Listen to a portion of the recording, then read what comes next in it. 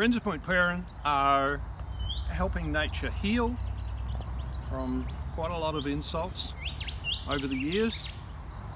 We're using native plants from this area, and we invite you to come and plant with us during the early winter, to do some weeding. It is fun, I promise, and some watering over the summer.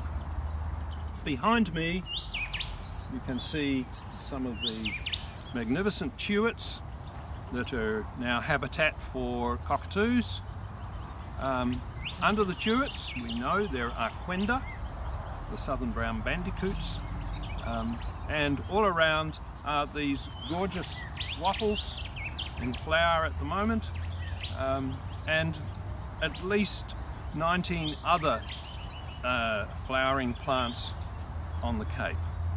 Friends of Pt Peron acknowledges the traditional owners of this land and appreciates the support from Department of Biodiversity, Conservation and Attractions, of which this is a prime one.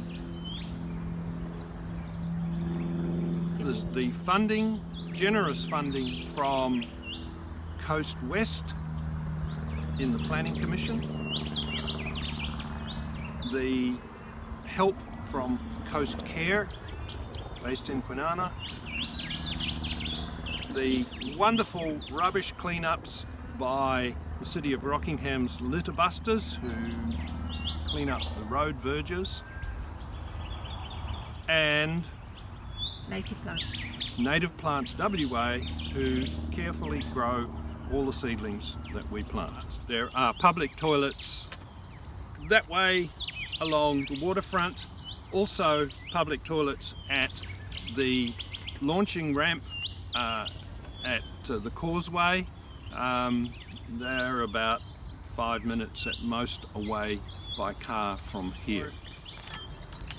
Volunteering here, we ask you to register as a volunteer with Parks and Wildlife of DBCA. Their health and safety manual is here for inspection. If you're a first-time volunteer, you need to fill in a short form. This ensures, once I've countersigned it, that you are insured for public liability and accident. Each time you come to visit, you need to fill in a timesheet and sign it with your starting and ending times. As a volunteer down at the Cape here, you need to be aware of some risks to safety.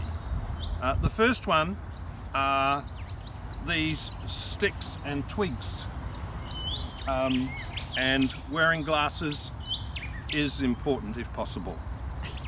Please don't run. The ground is quite uneven in places and has got logs and sticks on it and is quite tricky. There are also snakes. I have seen 3 in 13 years, but they are certainly here. There is a first aid kit in the vehicle. Okay, this place has an interesting history. Before settlement, white settlement, it was an Aboriginal campsite and burial ground further out, and meeting place.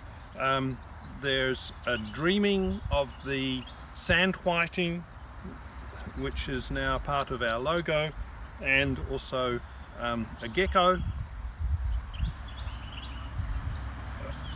Since 1829 it was used intermittently to adjust cattle and horses. Around the First World War, the 10th Light Horse camped near here. Later there was a BMX track in here, and most recently there were plans